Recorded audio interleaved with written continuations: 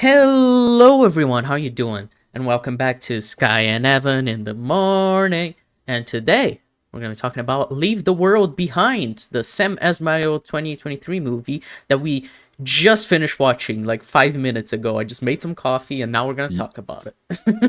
Yeah, you want to talk about fresh? We literally just Just watched it, watch. so like messy. Scott, you've seen it before. I have not, and I have thoughts. Yeah. So, Seems you didn't love the ending. Oh yeah, by the way, big spoilers for this movie. I don't think we can talk about it without spoiling it, it, I'm afraid. yeah, really hard to be spoiler free with this movie. Like, let me tell you, Yeah. you can be vague, but it's one that warrants spoiling everything. So, Yeah. um, Right, so you didn't like it, the ending that much, it seems. Yeah. Basically the whole movie as you noted is like reactions of characters. The whole thing is there's like seemingly some sort of cyber attack against the United States or like the whole world, we don't really know, but fucking planes are falling from the sky and just like crashing on the beach. There's an oil tanker, there's all this weird. It's so funny. We were noting that, like how Jordan Peele-esque the movie feels. Hmm. There's all these weird It things. has They a never very us explain. vibe to it. Yeah, they never explain the flamingos, for instance. Well, There's just a bunch of for flamingos me, that it land in seems the like the pool, flamingos and the and deer is just like these animals, like fleeing from what's the shit that's going down, and just hiding out yeah, where they can. but they're in like New York. Like, how? Where would flamingos come? Like I was saying, I was like maybe they escaped from like the zoo somehow, or like Maybe. I don't know. There's all these weird things that they do, and like the idea is supposed to be that like there's some sort of attack, seemingly a cyber attack, and the movie ends with New York getting like bombed, and the last note is that the characters like end up in a bunker. Yeah. So, but they my thing is they don't show that. One character makes it to the bunker, and there's Well, we two know that other the everyone groups. else is going there though. Like that's the thing. Well, that's the thing. It's like we would if they all made it together. Well, they And set it up. I There's was, because like they said, oh, you should go to of your course, neighbor because they have a bunker there, like what that Kevin Bacon said to Mahershala Ali and Ethan Hawke. And with Julia Roberts, she was going there anyway because she saw the house and she was following they her saw that. kid Yeah, in the bike yeah. tracks and everything. So like they were already going to like meet there. So for me, it's fine. Like they were meeting there, and I like the ending on the note of her playing the last episode of Friends that she's been talking about the entire movie because it's like her only connection to like a normal world after everything that's gone down, and the song being the Friends opening like I'll be there for you because you're there for me too and everything because like everything they have at the end of all this is each other, which I think is a nice, it's an interesting note to leave the film on because of how like we were talking about as we were watching, but like in a situation like this, we're just following a family, well, two families, but like six people who have no connection. Well, Mahershala Ali a little to like explain the mystery a little bit, but they don't really have any connection to what's going on. They don't know what it is. We actually, by the end of the movie, we Yeah, don't know who's behind this attack or how yeah. far spread it is. It seems to be all of America, but we don't know. The whole no phones, no TV, no Yeah, radio thing is very clearly like meant to cut the characters off. And it yeah. is a thing that like a lot of movies have explored the idea of like, we have no connection. Like, what do we do? And we have no Well, phones it's and the kind like, of thing of we like don't know this what's group going of on. people like at the end of the world and they're all like trying to do something. Like Julia Roberts says, is this what sitting ducks are? Just ducks waiting to be shot? It's kind of like, yeah, but at the same time, what else are you supposed to do? You're just like six people surviving in a house. Like you're not like a politician or military. Like what are you gonna do in a situation like this, you know? Like they are powerless in this sense and they keep trying to fight for some level of control over this, which is again nice as like what Mahershala Ali mentions about like the idea that no one actually has Well, control, not even like the rich and powerful, that everyone, all the most rich and powerful get is a little heads up instead of actually being in control of these things. yeah. Well, and to this movie's credit, like I was obviously the ending was the thing that stuck with me the most and that like didn't quite sit right with me, but I did like most of this movie, and the Hmm. best parts are the dialogue, Oh yeah. like the scene with the wine and the vinyl records, like that is really really good stuff. There's like it, the characters have conversations that feel like very realistic to how they would be Mm-hmm. talking in a situation like this. They're drawing on like stuff they know. They're they're speculating a lot, and they're also like laying out like what they regret, what they might like. And they don't get along earlier on because the again with the Jordan Peele thing, it's like the premise is that a family goes to a house and like on a vacation deal, just on a whim, and then seemingly the people that own the house come back, and it's like a knocking on the door, and it's like, hey, they got like a really sketch story about like why they came back, and then it's like, what's going on? Like, are they even at this house? But so there's a lot of friction at the beginning, but then like all the characters get along, and it feels like a proper ensemble piece because they Mm-hmm. make it so that like everyone gets kind of their own dialogue scenes between each other, and I like that the movies run on that Yeah. rather than Well, on it the seems to mystery. me That's to why the just like flamingos like be exploring more of like the mental state of what would happen if like the apocalypse happened, like yeah how like people, normal people, would survive. Like Julia Roberts says that she hates people, but then Ruth Mihaela says like, well, yeah, but they're all we've got, and she says yeah, and it's like, I say I hate people, but I want them back. So it is that kind of feeling. It is very Mr. Robot, as well. We'll talk about this being the Mr. Robot universe as well. I don't like that, but we'll get to it. Um, I was about yeah we'll get there. yeah, Go on. but it's that same feeling that Elliot has. Shit, I'm not gonna spoil Mr. Robot for the people watching, but there's a very specific scene near the end of the show where Elliot expresses that similar feeling. Um, and I like that idea being explored. It also talks about like there's a moment where Ethan Hawke mentions one of his students that wrote a book, and he says her second book's like an exploration of how media Yeah. serves as both an escape and a reflection, which is a contradiction that she manages to reconcile. And I think that's what the movie's about, like trying to reconcile the contradiction of people suck, at the same time it's all we have, so we kind of need to, Well, the same of another our world. something that's further cool about that detail that I loved is that he mentions that he's like, I don't know how much I'm impressing on my students. Like Uh-huh.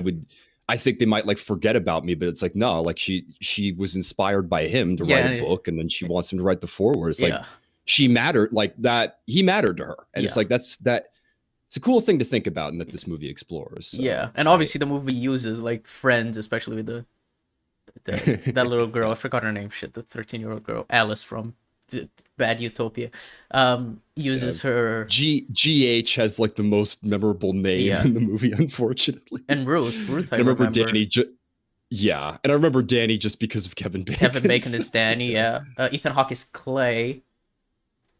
Yeah, yeah, I don't think I remember the others, but regardless, the girl who's obsessed with Friends, like that they use that as like, because well, for one, Ruth says that it's like a show that is nostalgic for a time that never existed, and I'm like, yeah, and it that's kind of all you have at a point like this where like the world is falling apart. You want to fall back into something safe that reflects the world as you want it to be instead of the world that actually exists.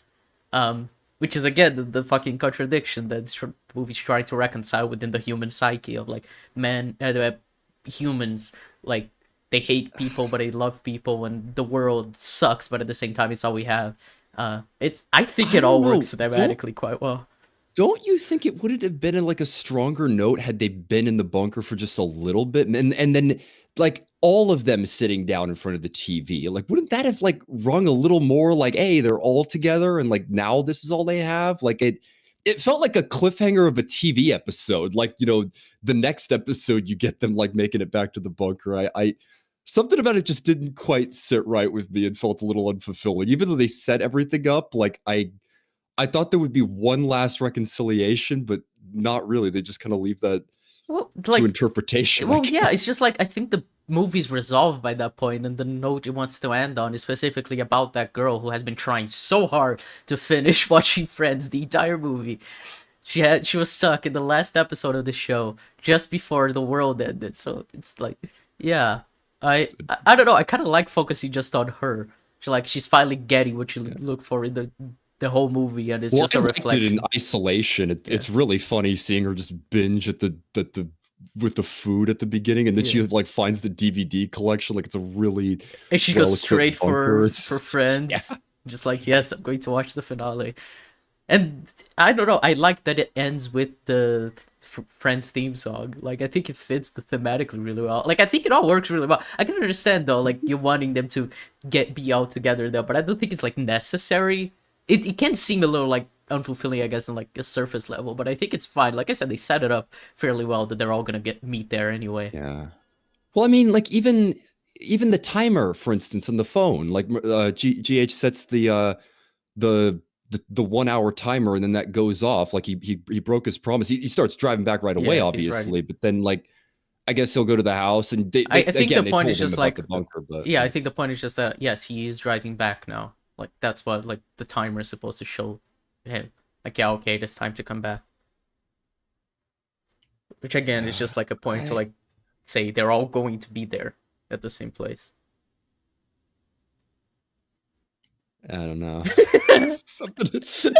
I'm glad you vibe with it. The ending was a little bit of a sticking point. Not like a film ruiner, just Yeah, like it felt like the movie stopped. I And can there's understand a couple movies it like can be a that. little unfulfilling, I guess, but I don't know. I think it worked fairly well.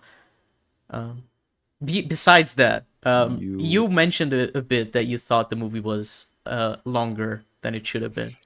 Yeah, 2 hours, 20 minutes. I honestly think it's a rough runtime in general. Like It is a very slow film, but like I don't yeah. mind it. I don't know. It's like obviously it's like it's different from like a movie like this with like the story it has. You kind of expect it to be like 90, 100 minutes long. And I'd be like, oh yeah, I'm sitting down and rewatching this all the time because it is so long, 2 hours and 20 minutes. I'm always like, you need to be in a specific vibe to watch this movie because it is a slow burn. But I kind of like that it is, and I think it works for it fairly well. Like, I don't know if there's a scene I'd cut, you know? Well, again, that was what I was thinking. I was like, what would I do to trim down the runtime? What I was laughing at is like most of the movies built around the dialogue between the characters, and like Yeah. you don't necessarily want to subtract those conversations. I suppose the answer is get rid of some of the intriguing elements. Again, like the flamingos. Like you couldn't you have just cut that? It's like, yeah, But it's like what, 20 seconds, 15 seconds? I mean, well, I mean, like in terms of like the plotting, like and the scenes that they have, like they could have maybe subtracted some of what goes down because it doesn't really add too much. Like, the sound, like, and it's all built around the chapters and the specific things that happen in those chapters. Like, I don't know what you could have done, but something about it just feels a little overlong and like affects the pacing. But they still it's not like it's boring or like a drag. It's just it's a little overlong for what the story is, in my yeah, the opinion. story is extremely simple because we're seeing it from the eyes of these characters. If it was like actually know what was going on, it would be fairly complicated, Yeah. but we don't, which is part of the intrigue. I don't know. Yeah. I feel like the runtime makes sense for the way the movie is, and I don't know. I I don't think there's anything I that like I would well cut. I think it's fine as it is.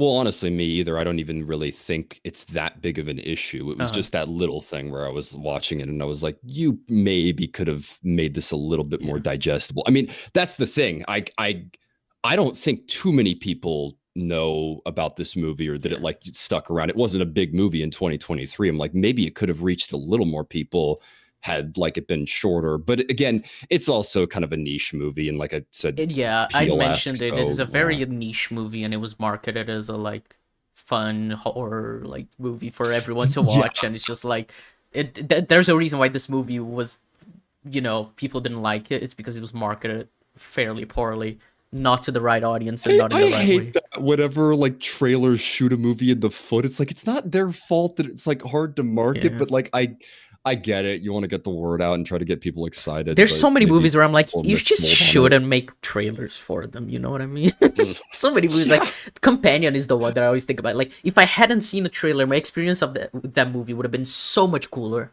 But it's whatever. Well, the first trailer was perfect because honestly, teasers are usually better Yeah. than I'm just like there's Well, teaser yeah. trailers should be the The only ones. Like 28 years later, I'm in. yeah, Joker Folie Do, I'm in. Just great teaser trailers teaser. are Well, sometimes all you Life of need. Chuck only had a teaser, and it was just literally like showing uh Tom Hiddleston walking down the street and then just flashing like directed by Mike Flanagan, starring banana. It was like 30 seconds of that. Like you don't know anything of what the movie's about. It just shows you a few shots of what like the movie looks like, and that's it. Like yeah, that's what it should be. Just sell me a vibe. Don't sell me anything else other Yeah. than a vibe. The best trailers are exactly that. They Yeah. like give you a taste of the experience. So Yeah. But let's talk about the Mr. yeah, Robot that's exactly what I deal. was That gonna get like into. So, mild spoilers to Mr. Robot. The show kind of ends on a fairly positive note, especially with what Darlene ends up doing in the last season with Dom's help, as well as just Elliot doing the thing. I don't want to spoil too much, but I think you know what I mean. So, I think it is a little frustrating to get that universe that ended on a fairly positive note and turn it into like a doomsday scenario. Exactly. Because honestly, the plotting stuff, like they mention hackers and all that, like, who knows what, like, different, maybe like some fringe group that like Elliot was like indirectly involved is like, that kind we have no idea because that's the whole point of the movie. But that was my issue of like Mr. Robot It ends not doesn't need. necessarily on some like holding hands. Like, well, it's not like a really overt happy ending, but it does end on a positive note. And it's a shame that in this movie, basically the world ends. It's like, well, that's what becomes of Mr. That's Robot? what I mean, It's because it's like I get the point. I get why Sam did it, because the universe in Mr. Robot is supposed to be ours, basically. It's supposed to be like a fictionalized version of ours, but extremely realistic and extremely like ours, so that we can actually buy that everything that happens in that show could happen in our world. Which is why he uses so many real world examples of shit in his show. But and so like he wants to make this movie be set in that universe to be like, see, it could happen in the real world in the same way it could happen to that world. But at the same time, I'm just like, you don't need to connect it. I just want Elliot and Darlene to have like a happy life after the show ends. You know what I mean? I don't know. Yeah, I suppose the only thing is that like the connections between this movie and Mr. Robot are so thin that you could almost just like. Oh yeah, I had Kennedy as not being in the same universe. I'm completely fine with it. It seems completely like, why did he do it? It seems unnecessary. Just to like, I don't know. Well, it's what I mean. know. Like thematically, I kind of get it, but I don't know. There's not really any need for it per se. Yeah, I'm happy to just kind of headcanon it away, but I don't really understand why, other than just that it is his universe, which I'm like, fair enough, but like, I'm not the biggest fan of that in that regard. Yeah, me neither. But it isn't something that like ruins the movie. Like this movie could fairly easily be set in the Mr. Robot universe. Like it doesn't contradict anything. There's no problems there. It's just a little annoying that like a somewhat happy ending is kind of undone. Yeah. Well, honestly, like other things to talk about, like this movie does look really good. Like cinematography. I kept saying during the entire movie, Todd Campbell went so hard with the cinematography. I love the way this movie looks. And the implementation of like CGI. There's a lot of like CGI stitches like to the cuts and like the sets, and there's CGI animals like the deer and the flamingos. They look pretty damn good. Yeah, they were a little glossy, but like for a Netflix the flamingos movie, especially, like, I thought, because it was like they were on the pool with the fucking blue light underneath, and it was fucking raining. So it was like a lot of things that would make it look fake. The flamingos, but the deer especially look really good. Yeah. And I mean the boat. I mentioned the oil tanker, like that scene with it hitting the beach. That looks really good. I mean, if I know it's CGI because they would never fucking do that in real life for a movie, unless it was Nolan. But it doesn't even look like CGI. No, it's a full like they're running beside it, like it's a full like tanker hitting like the beach and like sand coming up. Of like, for how big and blockbustery that shot was, I'm like, I think they made it look pretty damn good. So it's this movie is good. It really is. It's just like there's a couple of things that stuck with me, but like all things considered, I think it was a lot better than I was figuring. Because again, I was mentioning it to you, like these mysteries. I'm not a fan of like movies where weird shit happens. You're like, whoa, what's that about? And it's like there's flamingos in the pool. It's like those movies bug me because oftentimes like the answers you get like aren't that satisfying. But for instance, this might be my favorite scene in the movie, the plane hitting the beach when he goes to the house and then there's like trash and a bunch of stuff like in the front lawn and then there's water like just kind of flooding the house and then he Yeah. goes outside I remember and your then, reaction. You were like, "What is happening?"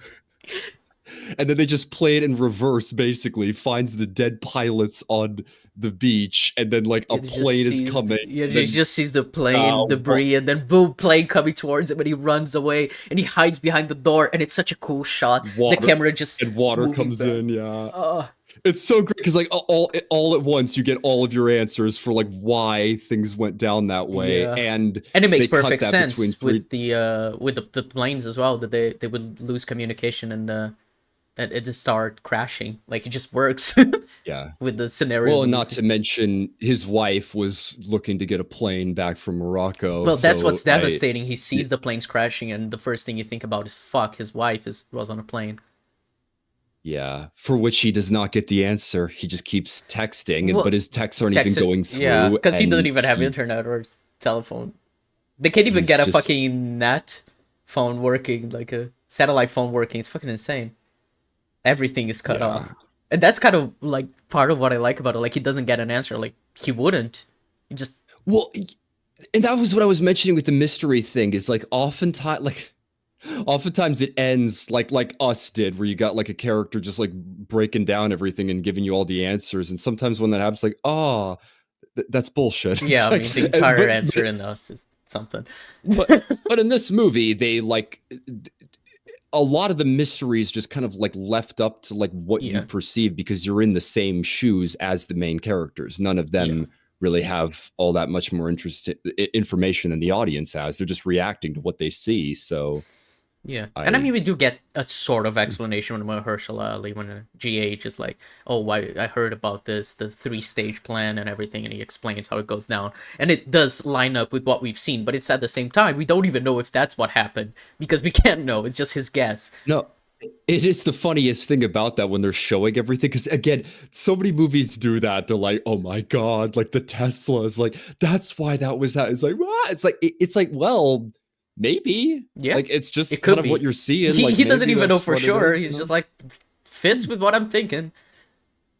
It's part of what I Yeah. like. Yeah. There's a video I've shown you, the next Legion video I'm working on. I already recorded it, but I mentioned about how, like, playing with the perception of like the audience, of like, a character just explains something and you're like, sure, but like, that character could be wrong. He's assuming a lot of stuff when he explains about that. Like in Legion Chapter 7, it happens a lot, and I'm like, Yeah, sometimes you just accept something yeah, because a character says it. You're like, yeah, yeah. that's probably true. But it's like the It's, the character characters can could be like be lying, they could mistaken be wrong. or Yeah, yeah, any number of things. You like make certain assumptions when you're watching a movie or a show, and it's yeah, funny to see a filmmaker play with that. So yeah. I mean, If- I've quite liked this movie. I I rewatching did it after too. like Yeah. 2 years. I watched it when it came out. Watching it again now, and I'm like, I still really enjoy it, and I still think it's a very fun way to use friends in a movie. It's funny. I still have not seen Friends. I need to at some point. My God, that's an I've all-time classic. I've But seen Friends like 11 times.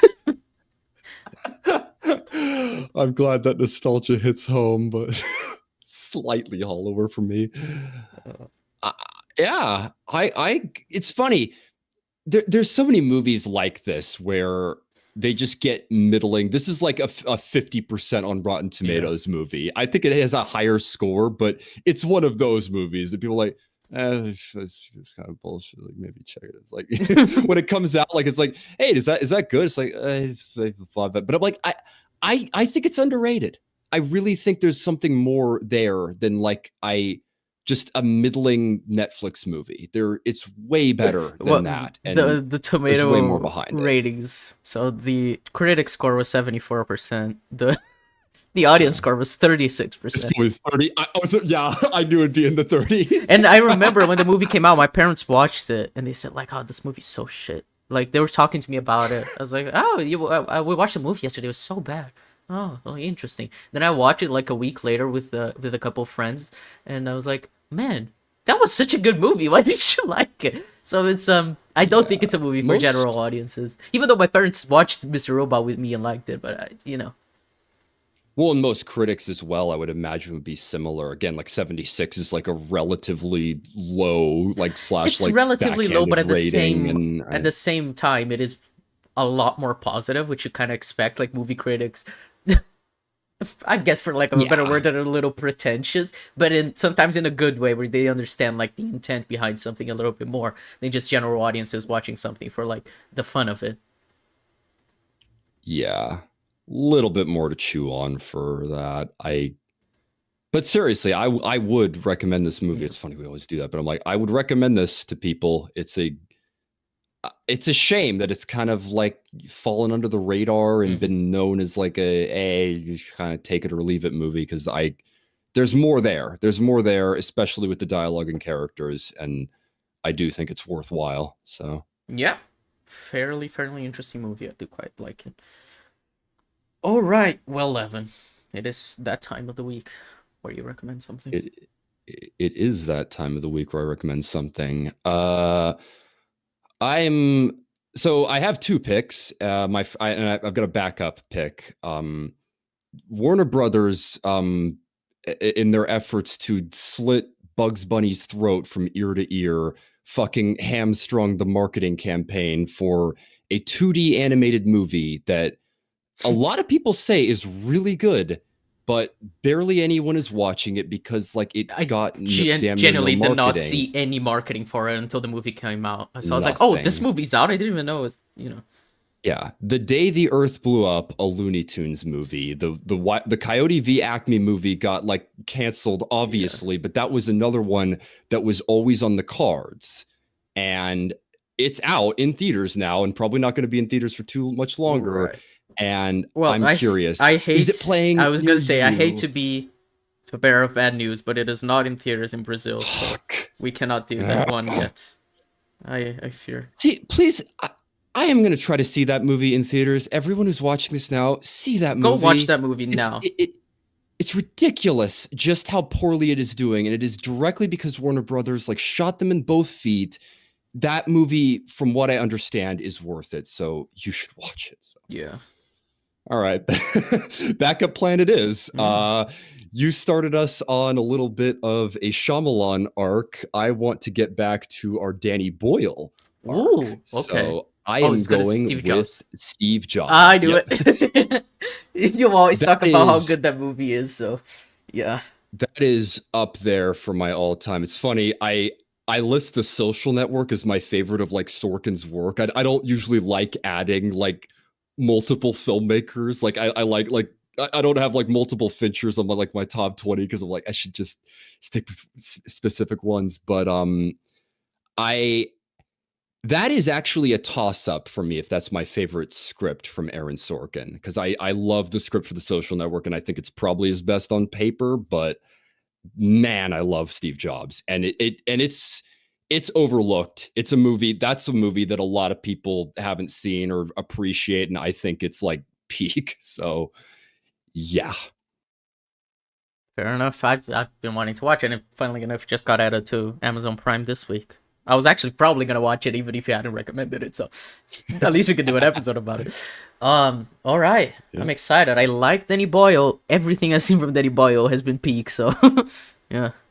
I hadn't seen too many of his movies until we started watching some together, and like I still haven't seen Slumdog Millionaire or like all of 127 hours, but like Oh yeah, you I hadn't seen love him as a Trainspotting till we filmmaker. He's till we watch it for the yeah, podcast. just those were a solid, and it's like he's a really good filmmaker. It's funny how like relatively like middle of the road he is. He's not like a huge name, but like most people like know and love him, Hmm. and I think he's great. So yeah. I see his name attached to something. I assume it's probably gonna be good. So Exciting. Fingers crossed for 28 years later, man. We'll see how that turns out with Garland. And after all this time, you never know. Hey, if Garland wrote Peak once, he can do it again. It's true. He's written Peak more than once. He wrote Dread. I've liked his scripts, but as of late, sometimes, Men is something. Yeah, I remember when we watched Men. That was such a funny experience because it's like most of the movie, nothing happens. You're just like, okay, and then there's that ending. Yeah, man. Not to mention Annihilation. I don't know. Yeah, We'll Annihilation. See. I forgot he made that movie. I barely remember anything about that movie. I watched it once. I was like, okay, that wasn't good. Anyway. Yeah. So anyway, yes, we'll catch you next week with Steve Jobs, folks. And yeah, Leave the World Behind gets a thumbs up from us. My thumb is bigger than Evan's thumb, but the thumbs up number. Yeah. Slightly above, like, yeah, slightly bigger thumb. Slightly, that should be how we rate movies. How big of a thumb do you give it? That's so stupid. All right. Thank you, folks. We'll catch you next week. Bye-bye. Bye-bye. Thank you.